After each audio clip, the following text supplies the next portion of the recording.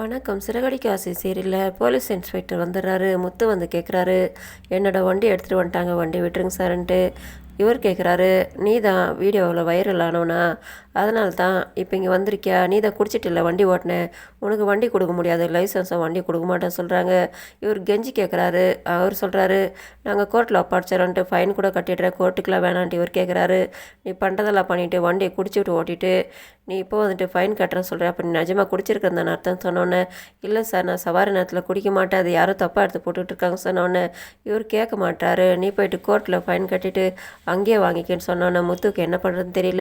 இதே நேரத்தில் மீனா அந்த பார்கிட்ட வராங்க. அங்கே குடிக்கிறதுக்கு ஆளுங்களாம் உட்காந்துக்கிட்டு இருக்காங்க. அந்த இடத்துல ஒரு சேனல்காரர் வந்துட்டு இதெல்லாம் பார்த்து வீடியோ எடுத்துக்கிட்டு இருக்காரு. இங்கே குடிமகன்கள்லாம் காத்துக்கிட்டு இருக்காங்க.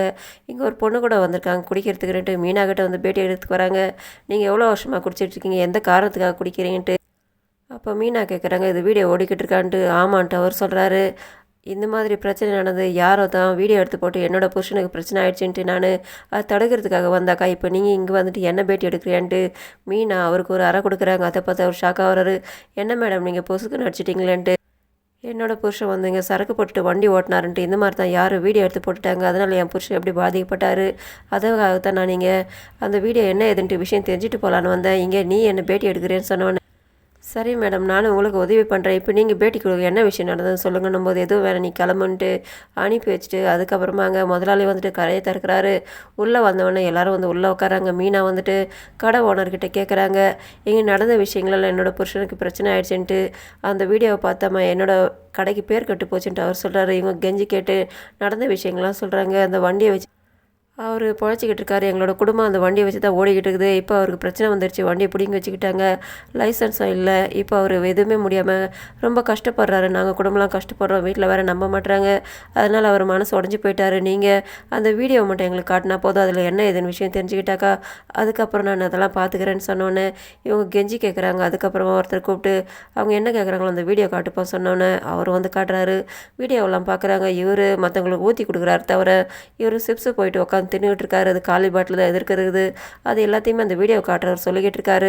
அப்போ இவர் குடிக்கலையான்ட்டு, ஆமாம் மேடம் இவர் குடிக்கல, மற்றவங்களுக்கு தான் ஊற்றி கொடுத்துட்ருக்காரு, இவர் இங்கே இருந்ததுனால குடிச்சிட்டாங்கன்ட்டு இவரை ஏதோ தப்பாக எடுத்து போட்டிருக்காங்கன்ட்டு. அதை பார்த்தா மீனா ஷாக் ஆகிட்டு இந்த நம்பருக்கு அந்த வீடியோவை அனுப்பி வைங்கன்ட்டு ரவிக்கு வீடியோவை அனுப்பி வைக்கிறாங்க. இவங்க நன்றி சொல்லிட்டு வெளியில் வந்துட்டு ரவிக்கு ஃபோன் பண்ணுறாங்க, உங்கள் அண்ணா இருக்கிற இடத்துல வாங்க நானும் வரேன்ட்டு. இவங்களும் வராங்க.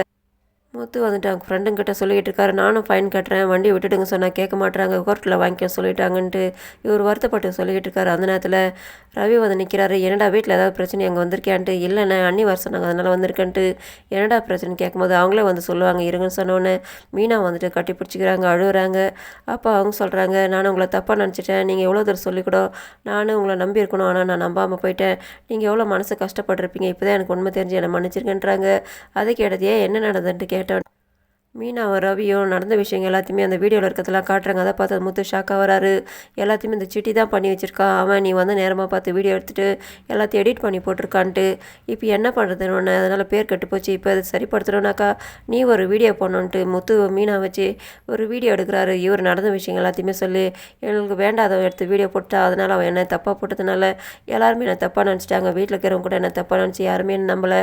ஆனால் என்னோட பொண்டாட்டி இதை போயிட்டு நஜத்தை தெரிஞ்சுட்டு வந்துட்டு இதை இப்போ காட்டியிருக்காது, எனக்கு உண்மை தெரிஞ்சிச்சு, என்னோட பொண்டாட்டியால் தான் இப்போ என் மேலே தப்பு இல்லைன்ட்டு எனக்கே தெரிஞ்சுது. என்னோட பொண்டாட்டி கஷ்டப்பட்டு அந்த வண்டியை வாங்கி கொடுத்தா, நான் எப்பவுமே வேலையில் இருக்கும்போது இது மாதிரிலாம் சரக்கு போட மாட்டேன், போடுவேன் தான், ஆனால் நான் அந்த நேரத்தில் அன்றைக்கி போடலை. அப்படி இருக்கும்போது என்னை யாரோ தப்பாக எடுத்தா வீடியோ போட்டுட்டாங்க, எல்லாருமே இதை நம்பாதீங்கன்னுட்டு அவர் பேட்டி கொடுக்குறாரு. இந்த வீடியோங்களை மீனா விட அம்மா குடும்பத்தில் பார்க்குறாங்க. அதுக்கப்புறம் இதை முத்துவோட அப்பா பார்த்துடுறாரு. பார்த்து அவர் ரொம்ப வருத்தப்படுறாரு.